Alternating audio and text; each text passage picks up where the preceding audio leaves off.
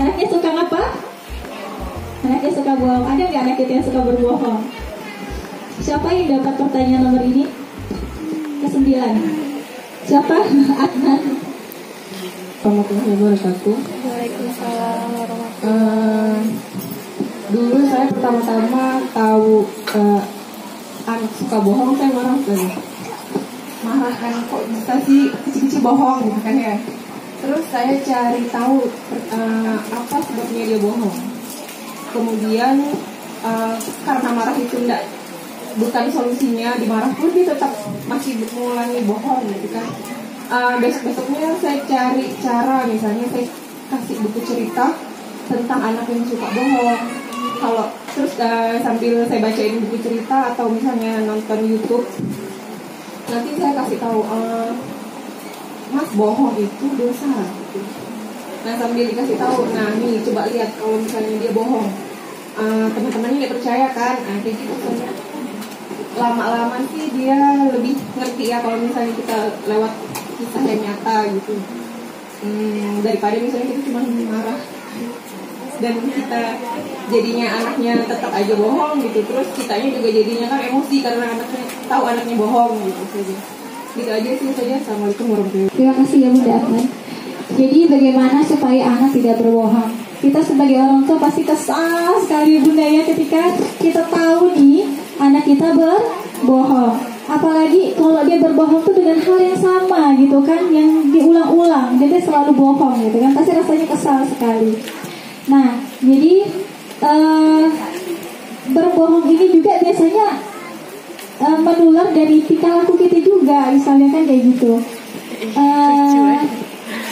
Misalnya apa ya, kita memberikan alasan pada anak, misalnya kita melarang anak atau menyuruh anak melakukan sesuatu yang sebenarnya itu apa ya, tidak perlu kita sampaikan. Misalnya apa ya, biasanya sederhana ya,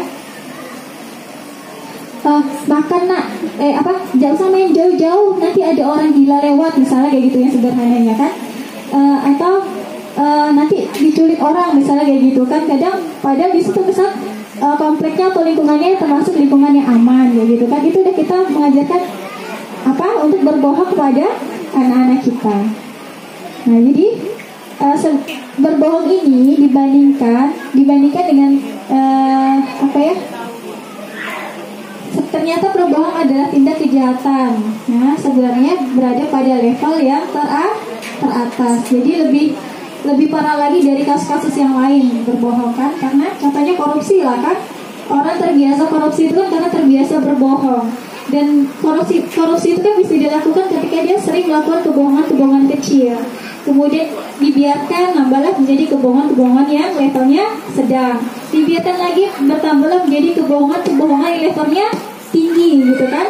Bukan hanya berbohong terhadap dirinya sendiri, terhadap orang tua, terhadap keluarga, tapi dia bisa berbohong terhadap orang lain.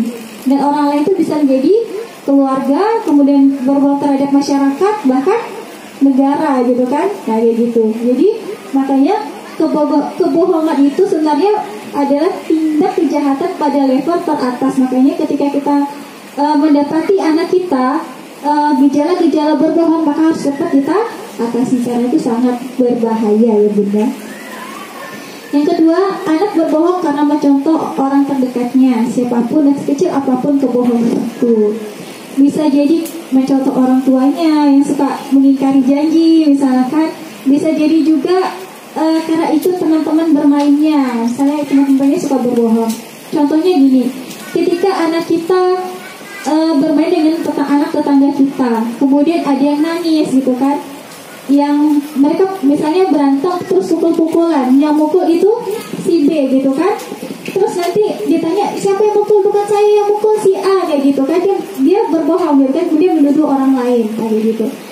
Jadi kalau kita nggak kupas tanya, kita gali dulu kasusnya seperti apa, maka kalau kita percaya langsung dengan apa yang dikatakan anak kita, maka kita sudah membiarkan anak kita berbuat kebohongan gitu. Jadi kita harus gali dulu nih informasinya, kenapa dia berbohong. Yang ketiga, jika anak berbohong, carilah solusinya, karena dampaknya berat sekali. Tekankan pada anak bahwa berbohong adalah kebiasaan yang paling buruk. Nah, contoh, jika ada seorang pengemis atau minta sumbangan datang ke rumah. Jadi, saya dulu pernah ngalamin sendiri ya Bunda. Jadi saya tuh dulu ada tugas untuk sosialisasi untuk datang ke rumah-rumah. Ya mungkin penampilan saya gitu lah ya, kayak orang minta sumbangan kali ya. Karena membawa kertas untuk promosi itu kan, atau saya dikira sales atau apa. Jadi saya melihat sendiri dengan mata kepala saya, ibunya ada di dalam, yang disuruh keluar itu anaknya. Terus anaknya bilang, ibu saya nggak ada, lagi pergi. Padahal ibunya saya lihat sendiri ada di dalam kayak gitu. Jadi ibunya sendiri nyuruh anaknya suruh keluar, bilang ibu nggak ada. Padahal anaknya ada di dalam rumah kayak gitu kan. Itu ngajari anak-anak buat berbohong nggak? Nyata banget kan ngajari anak buat berbohong. Jadi ternyata boleh seperti itu gitu kan. Untuk menghindari sesuatu kita boleh ternyata berbohong loh kayak gitu kan. Terus ya, itu benar contoh langsung kita berikan kepada anak kita. Jadi yang seperti pada misalnya ada orang minta sumbangan misalnya kan, terus dia bilang belanja bilang ada misalnya, udah lagi ke pasar belanja gitu. Jadi dia keluar dia ngomong kayak gitu sesuai dengan apa yang kita perintahkan kayak gitu. Nah jadi hati-hati sekali dengan kata-kata kita ya, kebiasaan-kebiasaan kita, karena bisa jadi contoh utama dia berbohong itu ya nggak jauh-jauh orangnya kita sendiri ya gitu kan, ya gitu ya sampai seperti itu. Kemudian yang keempat penyebabnya seringkali orang tua ingin jawabannya bagus dari anaknya. Contohnya misalnya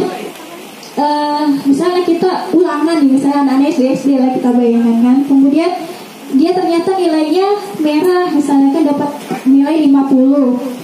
Kemudian ditanya nih sama kita pulang sekolah, bang berapa tadi nilai ulangannya bang gitu kan. Kemudian dia pikir nih, wah kemarin kalau saya dapat nilai 40-50 pasti mama langsung ngomel, langsung marah-marah nih katanya kan.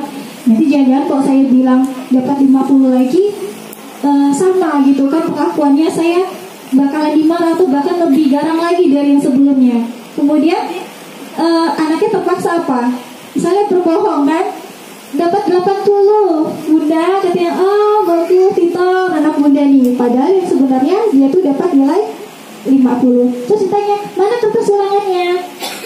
Kemana ya? Gimana jawabnya dia? Kok diminta ya? Masih kayak gitu kan? Tapi kalau saya kasih ketahuan katanya kan? Saya pikir-pikir dulu lah. Bunda, kertas ulangannya gak dibagiin sama bu guru misalnya kayak gitu. Udah dua kebohongan dilakukan oleh anak gitu kan. Dan kenapa anak berulang? Karena tadi kita nggak siap dengan jawaban yang negatif atau jawaban yang mungkin mengecewakan kita gitu kan. Padahal dibalik jawabannya tadi misalnya kan dia mengatakan, bunda maaf untuk pelajaran matematika kali ini nilai saya ternyata dapatnya cuma 50 bunda. Nah kita respon ya, kita langsung makanya kamu tuh belajar, udah Bunda bilang belajar, jangan suka main handphone misalnya, jangan banyak main misalnya kayak gitu. Tapi kita respon, iya nggak apa-apa, alhamdulillah kamu kan sudah berusaha belajar, nanti lebih giat lagi ya belajarnya kayak gitu caranya. Jadi jangan langsung itu ya Bunda ya. Kita harus siap dengan, kita lebih baik mendengarkan jawaban-jawaban yang jujur walaupun itu sebenarnya membuat kita menjadi kecewa gitu kan, daripada kita mendapatkan jawaban-jawaban yang manis-manis terus padahal ujung-ujungnya membuat kita kecewa di kemudian hari gitu. Jadi biarkan saja dia jujur dan terima apa adanya. Kemudian kejujuran dibalas dengan emosi tadi, udah dia jujur, dia bilang nilainya dapatnya 50 terus kita marahin lagi gitu kan. Itu yang membuat anak tuh dia mau jujur dengan kita gitu. Jadi intinya ke kita lagi ya Bunda ya, kita harus siap untuk mendapatkan menerima jawaban apapun dari anak kita. Kalau dia tidak baik kita luruskan, tetap kita motivasi. Kalau dia baik jawabannya dan dia jujur, berarti harus kita memberikan reward misalnya kan, atau kita apresiasi gitu.